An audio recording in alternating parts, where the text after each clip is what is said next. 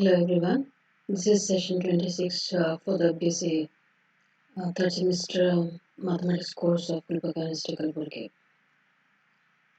Here I am going to cover the topic necessary and sufficient condition for Riemann integrability and theorems on Riemann integrals. Let's recall the previous session, that is we had corollary 1 and corollary 2 and some problems we have discussed in the last session. So the corollary 1 says the oscillatory sum was less than the upper limit integral minus lower limit integral plus epsilon, and corollary 2 was we were having two results.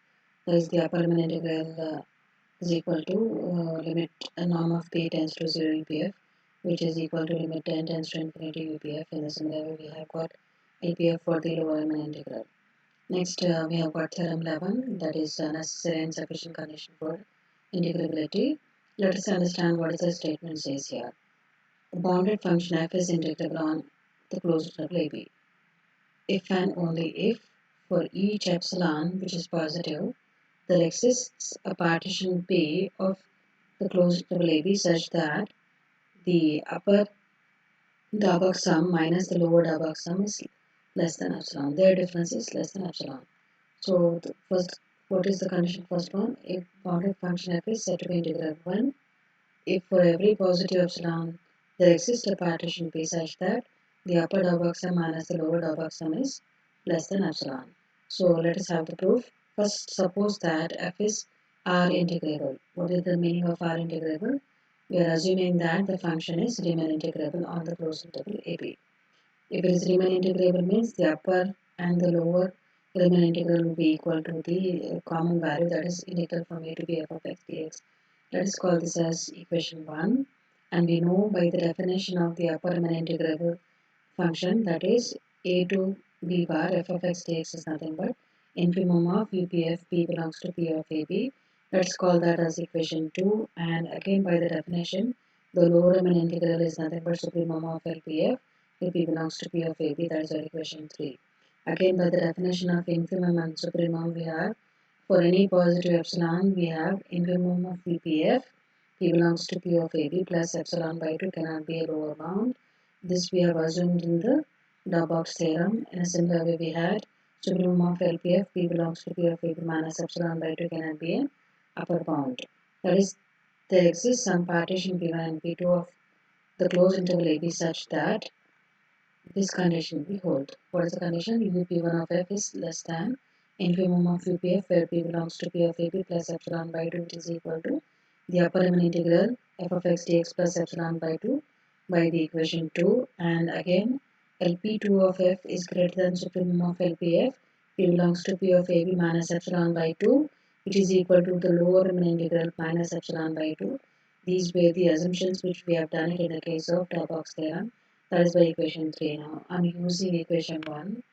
Using this equation 1, what we have, up1 of f is less than the integral a to b f of x dx plus epsilon by 2. Let's call that as equation 4.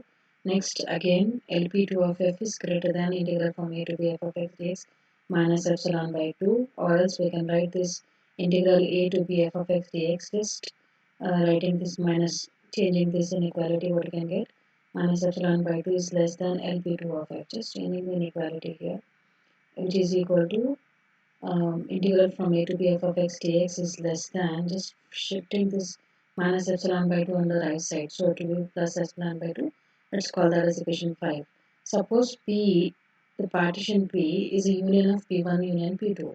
That is, P1 is a proper subset of P and P2 is also a proper subset of P. Then what we can have, UPF is less than or equal to UP1 of F, because P is a proper subset of P dash.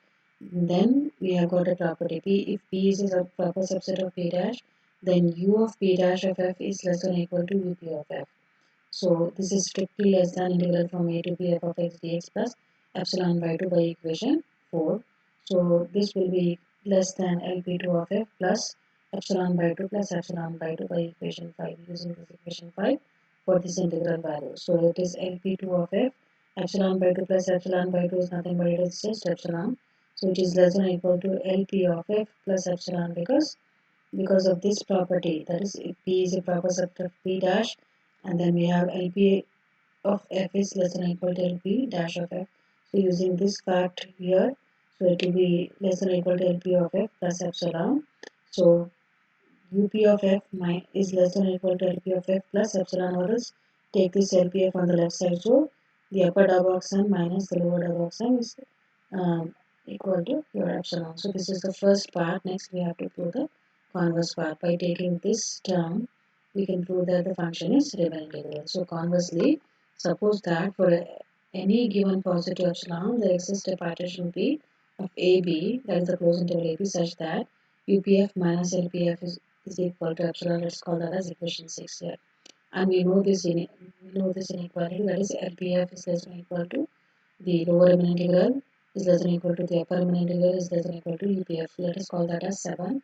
Also we know that minus LP of f is greater than or equal to minus integral from a to b f of x dx. Let's call that as equation 8. Consider integral from a to b, that is the upper integral minus the lower integral, which is less than or equal to your UPF minus LPF by using this equation 7 and 8.